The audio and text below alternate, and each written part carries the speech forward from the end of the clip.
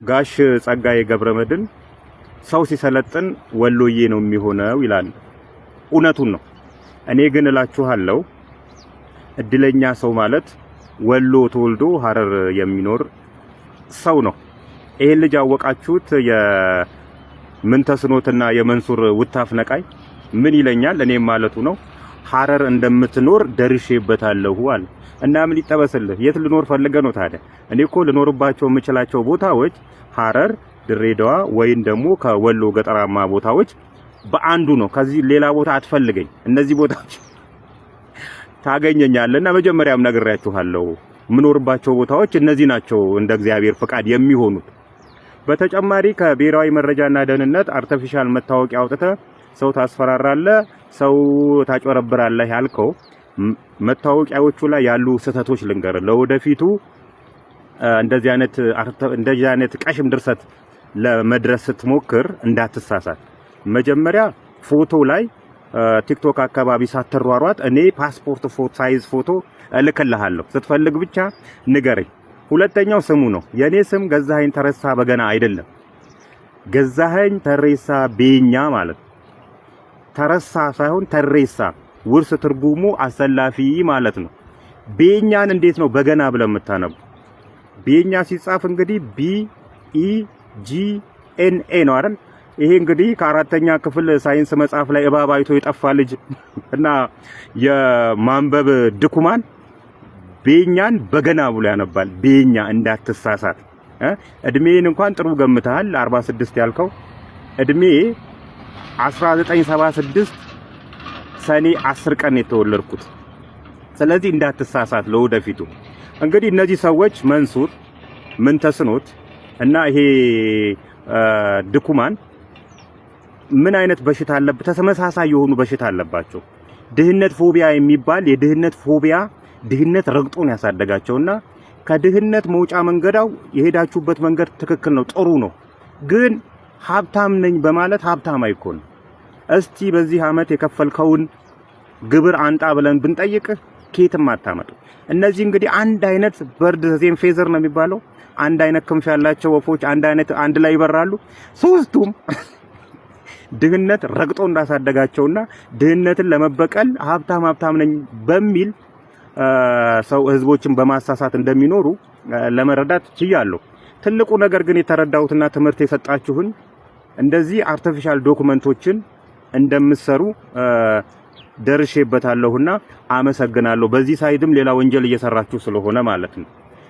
በመጨረሻ እንግዲህ ሰሞኑን የማያስቡ ህዝቦች የሚኖሩባቸው ሀገራት ዝርዝር ሲወጣ ኢትዮጵያ በመጨረሻው ደረጃ ጭራ ላይ ተቀምጣለች። አፍሪካም እንደ አፍሪካ አታስቡም ተብለናል። ፈረንጆቹ እንዲህ ያሉን ነው፣ አይደለም የናንተ አሻጥር ነው እንደዚህ የምታረጉት እንጂ እኛ እናስባለን ብለን እንኳን እንከራከራቸው እናንተን እንደማስረጃ ያቀርቡብናልና ከናንተ ጋር ነው ተቆጥረን እንግዲህ የማያስቡ ሰዎች የተባልን። ለማንኛቸውም የምትፈልገኝ ከሆነ ያለሁበት ቦታ ይኸው ሀይቅ። በረከት ወርቁ አደራ ወይም ደግሞ በረከት ገበሬዋ የተባለችው እቺ ሴት ከዚህ በፊት የአየርላንድ ያለው ማንጋርድ ሴኩሪቲ የኔ ነው 42 ሚሊዮን ዩሮ አካባቢ ወርዝ አለው እና የኔ ነው ብላ ስትተረተር ነበርና በህልሟ መሰለኝ ሳይሆን በህልም አንዳንዴ እኮ የአባትህ የሚሰራበት መስሪያ ቤት በልጅነታችን የኛ ነበር የሚመስለን። ሜቢ ባሏ አየርላንዳዊ ስለሆነ የሱ መስሏል ሊሆን ይችላል። እና የህልም ኑሮ የህልም ትርተራ እየተተረተረችልን ነበር። በማስረጃ አስደግፈን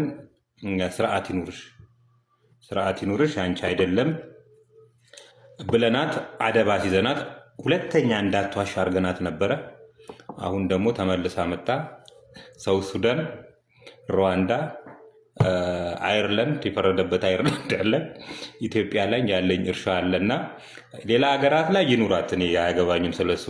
ሀገሬ ላይ ግን መዋሸት አትችይም፣ ህብረተሰቤን መብላት አትችይም።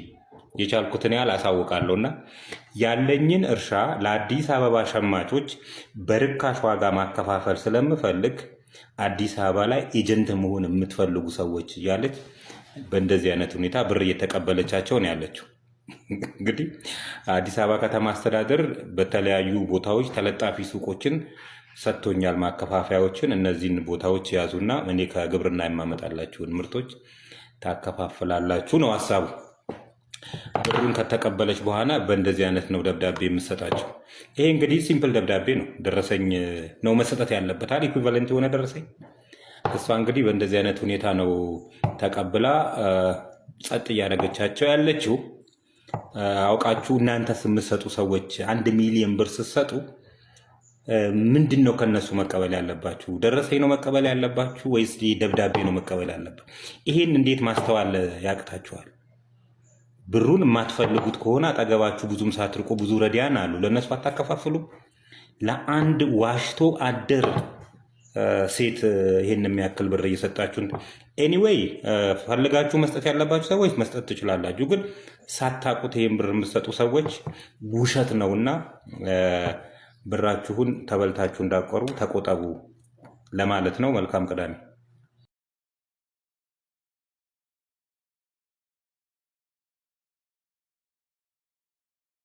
እቺን ሰውዬ እንድገማት። ምን ይላል? አንብቡልኛ። ምን ይላል?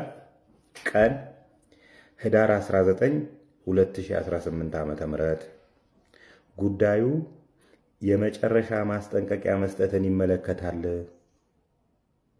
አዳማ ከተማ አባገዳ ክፍለ ከተማ ኦዳ ቀበሌ ወይ 03 ቀበሌ ውስጥ የሚገኘው የቤት ቁጥር BA 17 FI 101 የንግድ ምዝገባ ቁጥር ኦሮ ADM KOB 02 002197 2010 የሆነውን በግብር ከፋይ መለያ ቁጥር 001 66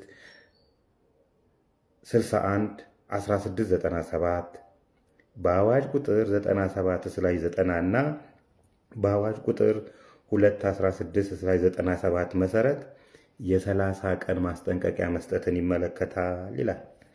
አቢሲኒያ የቄራ አገልግሎትን በማስያዣነት አስይዘው ከኤርናሞል ቅርንጫፍ የኢትዮጵያ ንግድ ባንክ ኤርናሞል ቅርንጫፍ የወሰዱትን 124 ሚሊዮን 140,797 ከ89 ሳንቲም መክፈል ባለመቻሉ ምክንያት ይህንን የመጨረሻ ማስጠንቀቂያ ለመስጠት ተገደናልና ሂሳቡን ያለቦትን ዕዳ ይክፈሉ፣ ካልከፈሉ ያስያዙትን ንብረት እንሸጥቦታለን ይላል የኢትዮጵያ ንግድ ባንክ ኤርናሞል ቅርንጫፍ ይላል።